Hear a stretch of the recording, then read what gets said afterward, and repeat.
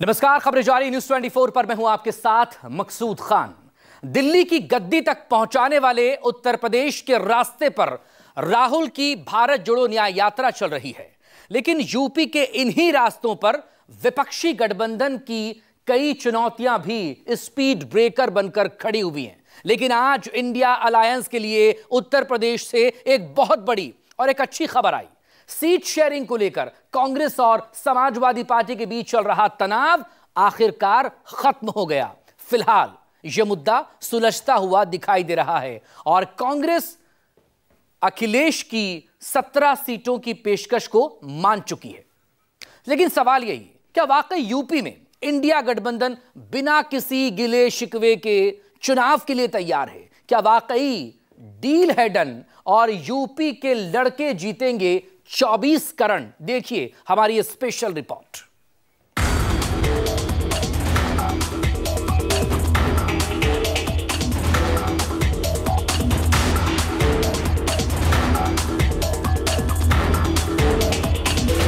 यह निर्णय लिया गया कि भारतीय राष्ट्रीय कांग्रेस उत्तर प्रदेश में 17 सीटों पर चुनाव लड़ेगी। ये संदेश भारत को बचाने का संदेश। यूपी में हुई डील डन, एसपी कांग्रेस अब लड़ेंगे संग। अखिलेश का फॉर्मूला ही चला, कांग्रेस को कुल 17 सीट मिली। 24 के रण में 80 की लड़ाई, विपक्षी एकता पड़ेगी दिखाई। दिल्ली के सियासी सफर को तय करने के लिए यूपी का रास्ता सबसे अहम माना जाता है, लेकिन देश की 80 लोकसभा सीटों को समेटे उत्तर प्रदेश में विपक्षी गठबंधन के लिए कुछ भी अच्छा नहीं चल रहा। जयंत चौधरी के बगावत ने इंडिया गठबंधन को तोड़ा, अपना दल के तेवरों ने विपक्षी गठबंधन को डराया, तो वहीं सीट शेयरिंग के मुद्दे पर भी घमासान होता रहा। पिछले कुछ दिनों से समाजवादी पार्टी और कांग्रेस के बीच यूपी की सभी 80 लोकसभा सीटों को लेकर काफी तनातनी चल रही थी। हालात यहां तक पहुंच गए थे कि राहुल गांधी की भारत जोड़ो यात्रा में शामिल होने की हामी भर चुके अखिलेश ने यहां तक कह दिया कि जब तक सीट शेयरिंग नहीं तब तक मंच शेयरिंग नहीं। यही नहीं, इंडिया गठबंधन से लोकदल के अलग होने के बाद से ही कांग्रेस ने 21 सीटों की मांग कर दी थी।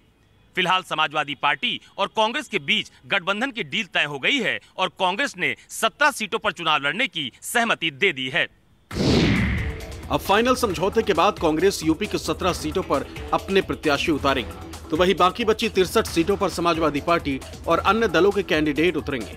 आपको बता दें कि एसपी ने कांग्रेस को सीतापुर समेत 17 सीटों का ऑफर दिया था, लेकिन कांग्रेस यूपी के 3 ऐसी सीटें मांग रही थी जिनके लिए अखिलेश राजी नहीं थे। अखिलेश यादव कांग्रेस को मुरादाबाद, बलिया और बिजनौर सीटें देने के लिए तैयार नहीं थे, जबकि कांग्रेस अपने प्रदेश अध्यक्ष अजय राय के लिए बलिया सीट पर दाव लगाना चाहती थी।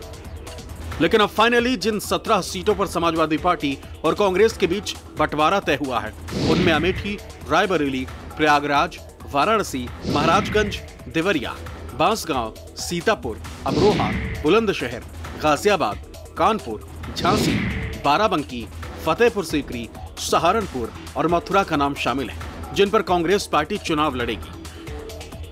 उत्तर प्रदेश में आपसी समन्वय से, चर्चा से यह निर्णय लिया गया कि भारतीय राष्ट्रीय कांग्रेस यहां पर उत्तर प्रदेश में 17 सीटों पर चुनाव लड़ेगी और इस गठबंधन के तहत अन्य जो बची हुई 63 सीटें हैं, इन पर इंडिया गठबंधन के जो भी उम्मीदवार समाजवादी पार्टी के, अन्य दलों के भी जो कि इसमें समावित होकर इस गठबंधन में शामिल होंगे, उनका हम सब में डटकर मुकाबला करेंगे और भारतीय जनता पार्टी को शिकस्त देंगे। ये संदेश भारत को बचाने का संदेश पूरे देश में जा रहा है। उत्तर प्रदेश में 80 लोकसभा की सीट है।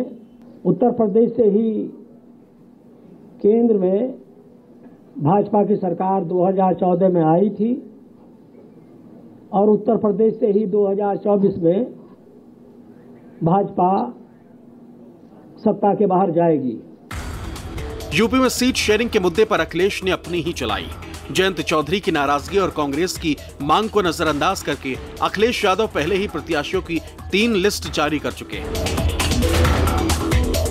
हालांकि कांग्रेस से डील के बीच समाजवादी पार्टी ने वाराणसी से प्रत्याशी घोषित करने के बाद भी यह सीट कांग्रेस को देने का फैसला किया। और अगर इस बार भी पीएम मोदी वाराणसी से चुनावी मैदान में उतरते हैं तो यह देखना दिलचस्प होगा कि कांग्रेस पीएम मोदी के सामने अपना कौन सा कैंडिडेट उतारती है।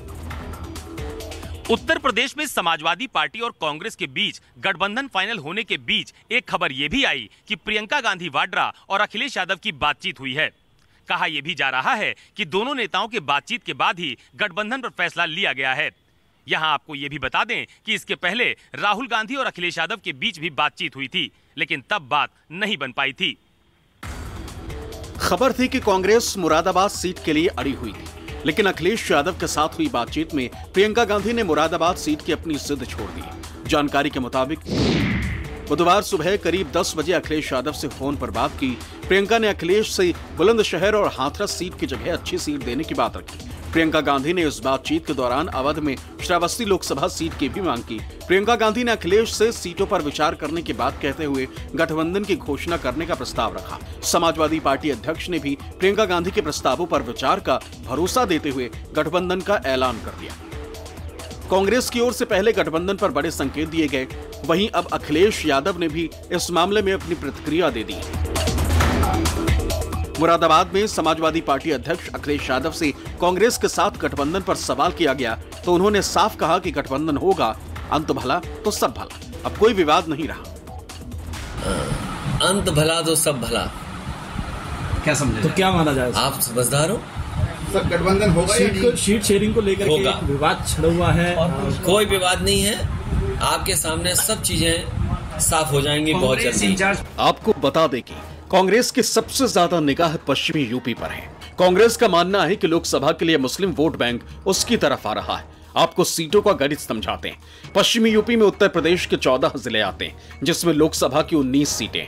पिछले यानी 2019 के लोकसभा चुनावों की बात करें तो इन 19 सीटों में से बीजेपी के खाते में 12 सीटें आई थी, जबकि तब एसपी बीएसपी के गठबंधन को 7 सीटें मिली थी, जिसमें से बीएसपी ने 4 और समाजवादी पार्टी ने 3 सीटों पर जीत दर्ज की थी, जबकि कांग्रेस का खाता भी नहीं खुला था।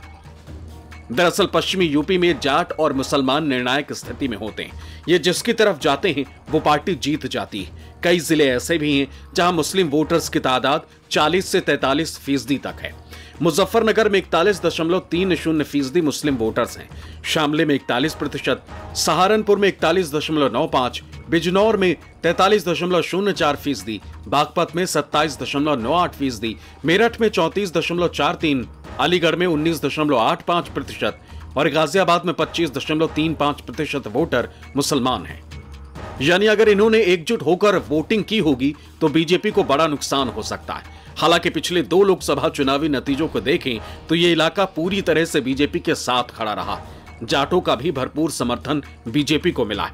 उत्तर प्रदेश में एनडीए निश्चित तौर पे बहुत मजबूत है और विपक्ष के लिए काफी कुछ मेहनत करने की जरूरत है, बहुत ज्यादा मेहनत करने की जरूरत है, लेकिन वो उस तरह से मेहनत करते हुए नहीं नजर आ रहा है। राहुल गांधी की जो न्याय यात्रा है 11 दिन उत्तर प्रदेश में रहेगी और सपा ने 11 सीटें कांग्रेस को दी हैं।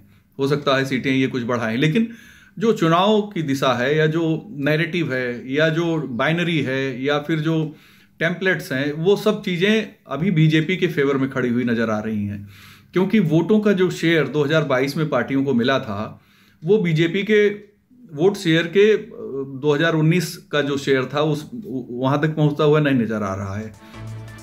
कांग्रेस के दिल में आज भी यूपी की 21 सीटें फंसी जो उसने 15 साल पहले यानी 2009 के लोकसभा चुनाव में जीती थी, लेकिन अखिलेश यादव को ये मांग हजम नहीं हो रही। यूपी में 2019 के लोकसभा चुनाव के नतीजे बेहद निराशाजनक रहे थे। रायबरेली से सोनिया गांधी को छोड़कर यूपी से कोई भी दूसरा कांग्रेसी लोकसभा की दहलीज तक नहीं पहुंच पाया था। पार्टी के सबसे लोकप्रिय नेता राहुल गांधी अमेठी से चुनाव हार गए थे। उधर विधानसभा के चुनाव में भी कांग्रेस का प्रदर्शन वैसा ही रहा। समाजवादी पार्टी यूपी में कांग्रेस के हालिया प्रदर्शन का हवाला देकर कांग्रेस को बेहद कमजोर बता रही है, जबकि 2014 से पहले के चुनावों के बेहतर प्रदर्शन को आधार बनाकर समाजवादी पार्टी से ज्यादा सीटें मांग रही। पिछले 3 लोकसभा चुनावों में कांग्रेस के प्रदर्शन पर गौर करें तो 2009 कांग्रेस 69 सीटों पर चुनाव लड़ी और 21 जीती। इस चुनाव में एसपी 75 पर लड़कर 23 और बीएसपी 69 पर लड़ी और 20 सीटें जीती। 2014 कांग्रेस 67 पर लड़कर सिर्फ 2 सीटें जीती। एसपी 75 में से 5 और बीएसपी 80 पर लड़ी और एक भी सीट नहीं जीत पाई। 2019 एसपी बीएसपी का गठबंधन था। कांग्रेस 67 पर लड़ी और सिर्फ रायबरेली जीत पाई।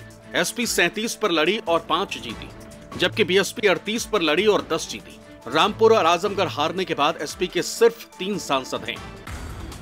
यूपी में मोदी और योगी के नाम से टकराना इंडिया गठबंधन के लिए इतना आसान नहीं होगा और ये बात खुद नई नवेली अलायंस भी जानती है। और यही वजह है कि इंडिया गठबंधन हर राज्य में सीट शेयरिंग के मुद्दे को जल्द से जल्द सुलझा लेना चाहती है। यूपी में लगातार कांग्रेस और समाजवादी पार्टी की तरफ से सीट बंटवारे की माथापच्ची को सुलझा लिया गया, लेकिन बाकी राज्यों पर इसका कब और कितना असर होगा ये देखने वाली बात होगी। Bureau report, news 24।